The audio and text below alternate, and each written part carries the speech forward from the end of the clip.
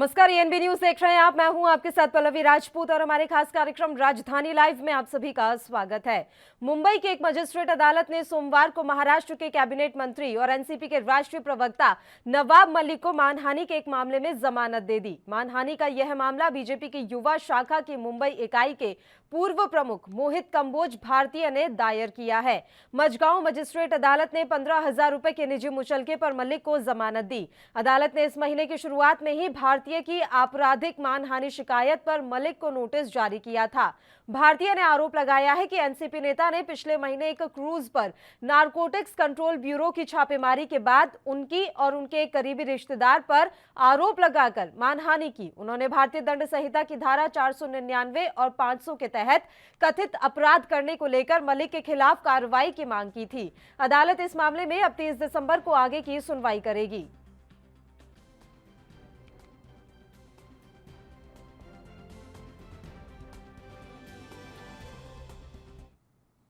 और इस खबर पर तमाम जानकारी के साथ मुंबई से हमारे संवाददाता सत्यप्रकाश सोनी इस समय लाइव जुड़ गए हैं। सीधा उन्हीं का रुख कर लेते हैं। सत्यप्रकाश, पूरी जानकारी आपसे चाहेंगे। नवाब मलिक को मानहानि के केस में जमानत दे दी गई है।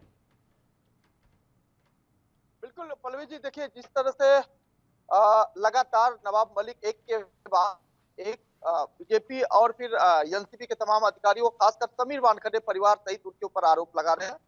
उसमें मामले में बीजेपी की युवा नेता भारती मोहित कंबोज ने एक मजिस्ट्रेट के सामने एक मामला याचिका दी थी, जिसमें 499 और 500 के तहत मामला दर्ज करवाया था।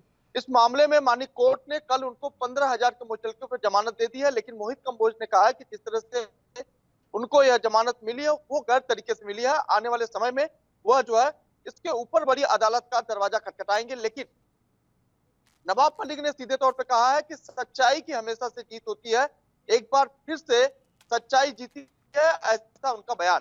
जी, लेकिन बताया जा रहा है कि अभी इस मामले में आने वाले दिनों में फिर से सुनवाई होगी। सच्चाई की जीत वाला ये जो बयान दे रहे हैं, या तो उन्हें इस पूरे केस से बरी कर दिया जाता, अभी बरी थोड़ी ना किया गया है। इस मामले की सुनवाई अभी आगे जारी रहेगी। सत्यप्रकाश, बिल्कुल, देखिए कल जो जमानत मिली है शायद यही वजह है, लेकिन जिस तरह से लगातार नवाब मलिक ने मोहित भारती कंबोज के रिश्तेदारों को लेकर ये कहा था कि उन्हें जमानत किसके इशारे पर जो छोड़ा गया था। हालांकि क्रूज ड्रग्स मामले में जिस तरह से देर रात 3 लोगों को छोड़ दिया गया था, उसको जो है सवालिया निशान खड़ा करते हुए नवाब मलिक ने आरोप लगाया था कि दिल्ली से कोई फोन आया था, उसके बाद से जो है मोहित कंबोज के जो रिश्तेदार है उनको छोड़ा गया था। इसका लगातार वह आरोप लगा रहे थे। इसी आरोपों को तहत जो है मोहित कंबोज ने मजिस्ट्रेट के सामने एक याचिका दी थी, जिसमें मांग की थी कि जो है नवाब मलिक के ऊपर जो है तुरंत मामला दर्ज किया जाए। हालांकि इस मामले की सुनवाई करते हुए माननीय न्यायालय ने उनको जमानत तो दे दी है, लेकिन अभी जांच इसमें जारी रहेगी। हालांकि यह निष्कर्ष नहीं है, लेकिन ये कहा जरूर जा सकता है कि जिस तरह से जमानत मिली है, ऐसे में आने वाले समय में उन्हें राहत भी मिल सकती है। बिल्कुल। और सबसे बड़ी बात यह है सत्यप्रकाश की अभी जो महाराष्ट्र की सियासत है वो गरमाई हुई है। लगातार हम देख रहे हैं कि सत्ता पक्ष और विपक्ष आमने सामने है। इस बीच नवाब मलिक एक के बाद एक कई सबूत पेश कर रहे हैं। क्या लग रहा है आने वाले दिनों में भारतीय जनता पार्टी की मुश्किलें और भी ज्यादा बढ़ सकती हैं? जी बिल्कुल, देखिए पल्लवी जी, जिस तरह से नवाब मलिक ने एक के बाद एक प्रेस कॉन्फ्रेंस की है, खासकर जानकारियां दी है, उन सभी जानकारियों के साथ उन्होंने कोई न कोई दस्तावेज भी पेश किया है। ऐसे में एक बार फिर से जिस तरह से उन्हें जमानत दी गई है, उस जमानत को लेकर भी उन्होंने कहा कि सत्य की जीत है। आने वाले समय में बाकी चीजों में भी उन्हें जो है बरी किया जा सकता है या उनको छूट मिल सकती है। तो जाहिर तौर पर यह कहीं न कहीं यही वजह है कि उन्होंने जिस तरह से लगातार दस्तावेज भी पेश किया, खासकर जब माननीय कोर्ट ने यह भी कह दिया था कि स्पीक टू राइट का अधिकार किसी को भी है, उसमें भी उनको काफी राहत मिली थी, क्योंकि लगातार वह जो समीर वानखेड़े के परिवार के ऊपर आरोप लगा रहे थे, इन्हीं आरोपों के तहत समीर वानखेड़े का परिवार जो है अदालत का दरवाजा खटखटाया था और यह मांग की थी कि उनके परिवार को इस पूरे मामले में न घेरा जाए। लेकिन उन्होंने लगातार यह सवाल जवाब करना जारी रखा। ऐसे में एक बार फिर से उन्हें राहत मिली है, तो जाहिर तौर पर यह कहीं न कहीं एक बड़ी जीत भी मानी जा सकती है। हालांकि नवाब मलिक ने अभी तक जो आरोप लगाने का जो सिलसिला है, उन्होंने अभी तक नहीं छोड़ा है। जी बिल्कुल। सत्यप्रकाश, ये भी जानकारी आपसे चाहेंगे कि मोहित कंबोज पर जिस तरह के आरोप लगाए गए नवाब मलिक के द्वारा, क्या उन आरोपों की भी जांच हो रही है या इस पूरे मामले में सिर्फ मानहानि के तहत ही पूरी जांच चल रही है? बिल्कुल, देखिए सबसे पहले नवाब मलिक ने कल प्रेस कॉन्फ्रेंस में ये कहा कि मोहित कंबोज ने जिस तरह से 11,000 करोड़ का घोटाला किया था, उसके बाद उन्होंने अपना नाम मोहित भारती कर लिया। यह भी एक सनसनीखेज आरोप है और ऐसे में मोहित कंबोज के ऊपर भी जांच होनी चाहिए, क्योंकि उन्होंने घोटाले के बाद तुरंत नाम की बदली क्यों किया। दूसरी तरफ जिस तरह से मोहित कंबोज सहित 3 अन्य लोगों को एनसीबी ने देर रात 3 बजे के करीब छोड़ दिया था, उनके ऊपर मामला क्यों नहीं दर्ज किया, जबकि उन्हीं के साथ रहने वाले आर्यन खान सहित उनके साथियों को गिरफ्तार भी किया गया। तो ऐसे में यह सवाल खड़ा होता है कि जब आर्यन खान के पास से ड्रग्स नहीं मिला था, उसके बावजूद भी आर्यन खान की गिरफ्तारी की गई। अब ऐसे में जिन 3 लोगों को छोड़ा गया उनमें मोहित कंबोज के रिश्तेदार भी थे, तो उनको कैसे छोड़ा गया? इस तरह का गंभीर आरोप जो है नवाब मलिक जी ने लगाया था। इसी आरोपों के तहत उन्हें कल जमानत मिली है। चलिए, शुक्रिया सत्य प्रकाश तमाम जानकारी देने के लिए। आप हमारे साथ जुड़े। तो आपको बता दें कि मानहानि केस में नवाब मलिक को जमानत मिली है। बताया जा रहा है कि उन्हें 15,000 रुपए के निजी मुचलके पर यह जमानत दी गई है। हालांकि इस मामले में आने वाले दिनों में सुनवाई लगातार जारी रहेगी।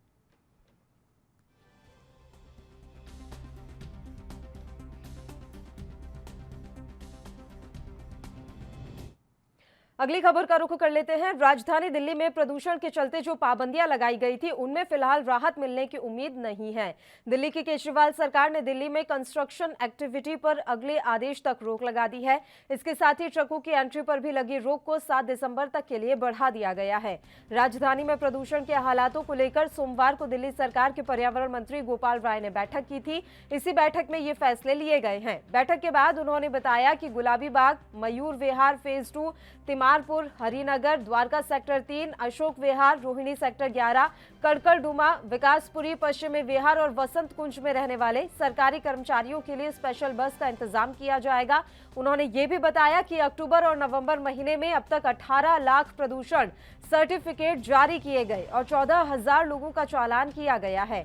गोपाल राय ने बताया कि प्रदूषण फैलाने वाली अलग अलग एजेंसियों पर 28,76,000 रुपए का जुर्माना लगाया गया है।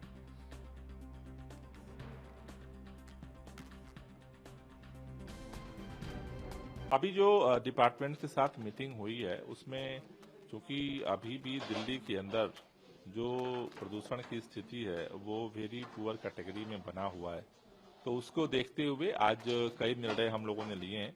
जो पहला निर्णय हमने लिया है कि दिल्ली के अंदर जो कंस्ट्रक्शन और डिमोलिशन का कार्य जो बंद है वो अभी आगे जारी रहेगा और फर्दर ऑर्डर तक हम बंद रखेंगे। साथ साथ जो मजदूरों को है उनको 5,000 रुपये जो है उनको अकाउंट में दिया जाएगा, जिससे उनको रिलीफ मिले। साथ ही साथ दिल्ली के अंदर जो बाहर से ट्रक आते हैं उनको एसेंशियल सर्विस को छोड़ करके सभी ट्रकों की एंट्री पर बैन रहेगा। 7 दिसंबर तक के लिए उसे बढ़ा दिया गया। और जो हमारे जो इलेक्ट्रिक व्हीकल्स हैं और जो सीएनजी के हैं ट्रक्स, उनको केवल एंट्री होगी। दिल्ली के अंदर जो रेड लाइट ऑन गाड़ी ऑफ कैंपेन है वो हम सेकेंड फेज चला रहे थे, अब थर्ड फेज हम 15 दिन के लिए और बढ़ाएंगे और 18 दिसंबर तक ये रेड लाइट ऑन गाड़ी आपका कैंपेन जो है वो जारी रहेगा। दिल्ली के अंदर जो ओपन बर्निंग कैंपेन है उसको हम लोग कंटिन्यूअस जारी रखेंगे, टीमें मॉनिटर करेंगी। पानी के छिड़काव का जो अभियान है उसको भी सभी डिपार्टमेंट को डायरेक्शन दिया गया है, वो कंटिन्यूअस रखेंगे। दिल्ली के अंदर जो पीयूसी चेकिंग का अभियान है वो भी हम कंटिन्यूअस जारी रखेंगे, जिससे कि पोल्यूशन का स्तर मतलब उस सुधार की तरफ नहीं जाता है, तब तक हम ये सभी एक्शंस को जारी रखेंगे। सुप्रीम कोर्ट ने सर दिल्ली, पंजाब और हरियाणा और यूपी गवर्नमेंट से पूछा है कि जो स्टेप्स उन्होंने लिए हैं उसकी सेकेंड दिसंबर को उसकी हियरिंग है, तो उसके बारे में नहीं, जो हम एक्शन ले रहे हैं वो रिपोर्ट। और इस खबर पर तमाम जानकारी के साथ दिल्ली से हमारे संवाददाता राजीव तिवारी समय लाइव जुड़ गए हैं, उनका रुख कर लेते हैं। राजीव, पूरी जानकारी आपसे चाहेंगे। दिल्ली में आने वाले समय में ऐसे कौन से कार्य हैं जिन पर दिल्ली सरकार ने प्रतिबंध लगा रखा है?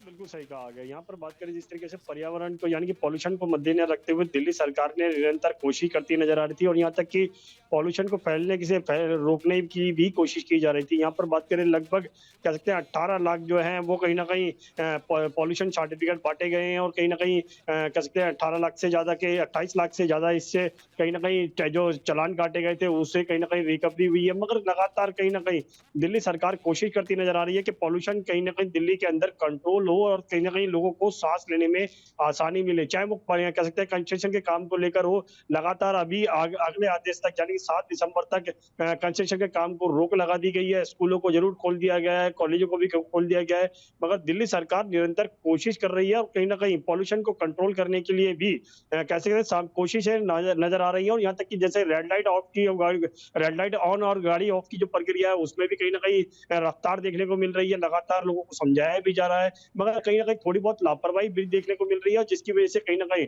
पॉल्यूशन जो है वो बढ़ता हुआ नजर आ रहा है दिल्ली के अंदर। जी बिल्कुल, अभी ट्रकों पर जो एंट्री पर बैन लगाया गया था, बताया जा रहा है कि वो बैन भी आगे समय तक जारी रहेगा।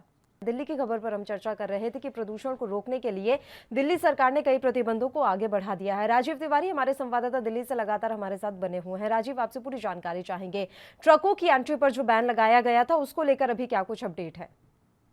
देखिए, सही कहा आपने। यहाँ पर बात करें ट्रकों की एंट्री को लेकर, दिल्ली सरकार ने दोबारा से स्पष्ट कर दिया गया कि जो अगले आदेश यानी कि 7 दिसंबर तक के लिए आदेश को आगे कर दिया गया, यानी कि अभी ट्रकों की एंट्री नहीं हो पाएगी, क्योंकि सबसे ज्यादा डीजल की गाड़ी आती है दिल्ली के अंदर और उसकी वजह से कहीं ना कहीं पॉल्यूशन जो है वो बढ़ता हुआ नजर आता है। मगर यहाँ पर बात करें जिस तरीके से होम वर्क के द्वारा कहीं ना कहीं काम किया जा रहा था, सरकारी विभागों के अंदर सभी अधिकारियों को घर बैठने के लिए कहा गया था, घर से ही अपना काम कर रहे थे, मगर अब कहीं ना कहीं ये जरूर राहत दी जा रही है कि सरकारी गाड़ी जो है नहीं, बस जो है सीएनजी की, वो उनको ड्रॉप करेगी कुछ इलाकों से और उनको कहीं ना कहीं ऑफिसों तक लेके जाएगी। मगर हर तरीके से पॉल्यूशन को कंट्रोल करने के लिए दिल्ली सरकार निरंतर कोशिश करती हुई नजर आ रही है। मगर यहाँ बात करें जिस तरीके से नए वेरिएंटर की, तो नए वेरिएंटर को लेकर भी दिल्ली सरकार बिल्कुल जागरूक होती नजर आ रही है और लगातार कहीं ना कहीं उसमें भी कोशिश की जा रही है कि वेरिएंटर को रोकने के लिए कड़े कदम उठाए जाए, चाहे वो दिल्ली से बाहर से आने वाले जितने भी यात्री हैं, यानी विदेशों से आने वाले यात्री हैं, उनको कहीं ना कहीं एयरपोर्ट पर ही उनका टेस्टिंग की प्रक्रिया अपनाई जा रही है, रैपिड टेस्टिंग किया जा रहा है। अगर किसी के अंदर भी लक्षण मिलते हैं तो कहीं ना कहीं उसको अस्पतालों की तरफ रुख किया जा रहा है, होम क्वारंटाइन में रखा जा रहा है, लगातार कहीं अस्पतालों के अंदर क्वारंटाइन किया जा रहा है, लगातार कहीं ना कहीं प्रक्रिया जरूर अपनाई जा रही है। मगर जिस तरीके से दिल्ली के अंदर पॉल्यूशन की स्थिति कहें या फिर कहें नए वेरिएंटर की स्थिति को मद्देनजर रखते हुए दिल्ली सरकार जो है बड़े कदम उठाती हुई नजर आ रही है। जी बिल्कुल, और सबसे बड़ी बात है ये है कि हमने देखा कि पिछले दिन भी किस तरीके से सुप्रीम कोर्ट में प्रदूषण को लेकर सुनवाई हुई थी। सुप्रीम कोर्ट ने बड़ा सवाल पूछा है केंद्र सरकार से कि क्या सेंट्रल विस्टा प्रोजेक्ट के कारण भी दिल्ली में प्रदूषण बढ़ रहा है। ऐसे में क्या लग रहा है केंद्र सरकार की तरफ से किस तरह का जवाब दाखिल किया जाएगा? और आपसे भी हम जानकारी चाहेंगे कि जब सारे कंस्ट्रक्शंस पर रोक लगा दी गई थी तो सेंट्रल विस्टा प्रोजेक्ट को लेकर क्या अपडेट रही, क्या उसके निर्माण कार्य पर उस समय रोक लगाई गई थी? देखिए, बिल्कुल सही कहा। यहाँ पर बात करें जिस तरीके से सुप्रीम कोर्ट की तरफ से लगभग दिल्ली सरकार को 4 बार फटकार लगी, मगर सुप्रीम कोर्ट की तरफ से बार बार कुछ दिल्ली सरकार से सवाल पूछा जा रहा था कि कंस्ट्रक्शन के काम को लेकर और या फिर पॉल्यूशन को लेकर जिस तरीके के बयानबाजी सामने आ रहे हैं और कहीं ना कहीं दिक्कतें आ रही हैं, वो किस तरीके से दिल्ली सरकार सॉल्व कर रही है। मगर इसको लेकर कहीं ना कहीं केंद्र सरकार की तरफ से भी जवाब मांगा गया था। केंद्र सरकार ने भी कहा था कि दिल्ली सरकार के हाथ में है, दिल्ली सरकार कहीं ना कहीं कोशिश कर रही है। मगर दिल्ली सरकार की बात करें तो दिल्ली सरकार ने निरंतर कंस्ट्रक्शन के काम को भी रोक लगा दी गई थी और अभी तक ये रोक जो है वो आगे कर दी गई है। 7 दिसंबर तक इस पर रोक रहेगी और अगले आदेश तक देखना होगा दिल्ली सरकार इस कंस्ट्रक्शन के काम को राहत देती है या नहीं देती है। बिल्कुल, लेकिन दिल्ली सरकार कोशिश कर रही है और उम्मीद की जा सकती है कि आने वाले दिनों में राजधानी दिल्ली में प्रदूषण का जो स्तर है वो सही श्रेणी में आ जाए। शुक्रिया राजीव, तमाम जानकारी देने के लिए आप हमारे साथ जुड़े और एक छोटे से ब्रेक के लिए बुलेटिन में रुक रहे हैं। आप बने रहिए हमारे साथ।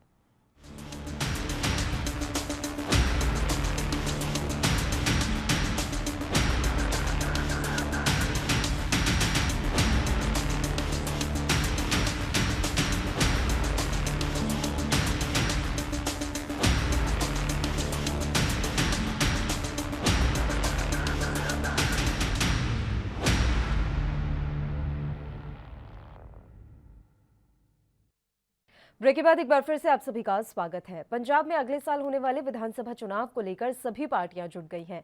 कांग्रेस से अलग हुए पूर्व सीएम कैप्टन अमरिंदर सिंह भी राज्य में अगली सरकार बनाने का दावा कर रहे हैं। पंजाब के पूर्व सीएम ने सोमवार को कहा कि उनकी पार्टी अकाली दल से अलग हुए गुट और भारतीय जनता पार्टी के साथ मिलकर राज्य में अगली सरकार बनाएगी। अमरिंदर सिंह ने हरियाणा के मुख्यमंत्री मनोहर लाल से मुलाकात की। अमरिंदर सिंह ने कहा कि सीएम मनोहर के साथ यह एक शिष्टाचार मुलाकात थी। उन्होंने कहा कि कोई नया राजनीतिक घटनाक्रम नहीं हुआ है। मुख्यमंत्री के साथ एक बढ़िया कॉफी पी थी। ये पूछे जाने पर कि विधानसभा चुनाव से पहले क्या उनकी पार्टी पंजाब लोक कांग्रेस में बड़े चेहरे शामिल होंगे, तो सिंह ने कहा उसके लिए इंतजार कीजिए, सब कुछ ठीक चल रहा है, लोग बेहद उत्साहित हैं और हमारी सदस्यता अच्छी चल रही है। उन्होंने कहा कि भगवान ने चाहा तो भारतीय जनता पार्टी और सुखदेव सिंह ढींढसा की पार्टी शायद संयुक्त के साथ सीटों का बंटवारा कर हम सरकार बनाएंगे।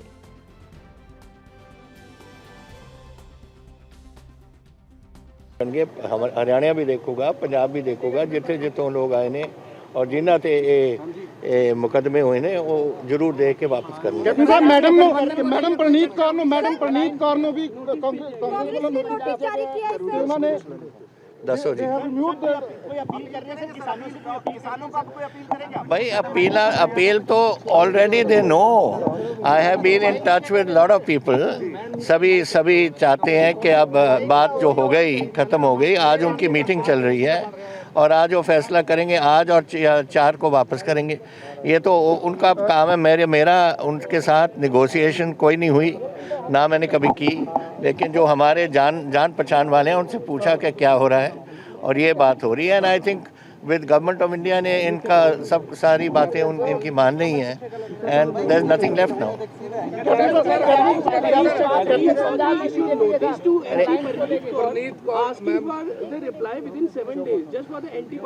That is up to Mr. Praneeth Kaur to do. Captain साहब कोई बीजेपी नाल अलायंस ਨੂੰ ਲੈ ਕੇ ਕੋਈ ਗੱਲਬਾਤ ਹੋਈ ਹੈ? since you are keen to align?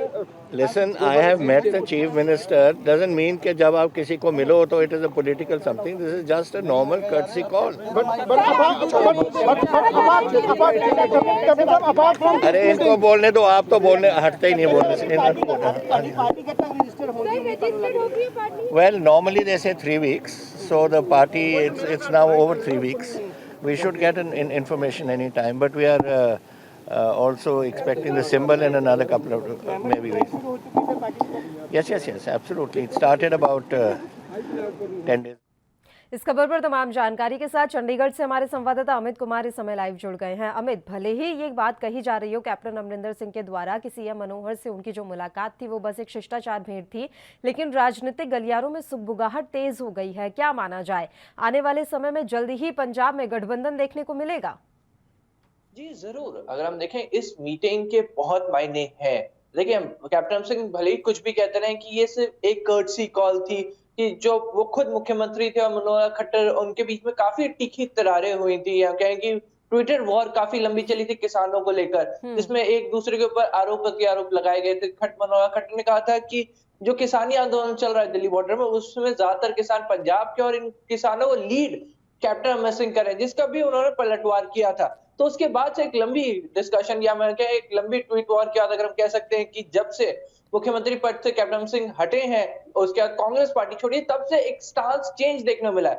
BJP की तरफ से एक बिल्कुल सॉफ्ट कॉर्नर, एटलीस्ट हम कह सकते हैं हरियाणा में एक सॉफ्ट कॉर्नर दिखना पहले से ही शुरू हो चुका है। अगर हम बात करें कि एक डिस्कशन या फिर हम कहें कि एक सॉफ्ट साइड दिखाना अनिल विज ने शुरू किया था, जो हरियाणा के हेल्थ मिनिस्टर भी है। उनकी तरफ से एक कॉल दी गई थी कि आप आइए, मिलिए, नेशनल सबको इकट्ठा होना चाहिए, एक कॉल उनकी तरफ से दी गई थी। उसके बाद आप देख सकते हैं कि अब हरियाणा के मुख्यमंत्री मनोहर खट्टर से जाके मुलाकात की, 30 मिनट की मुलाकात थी।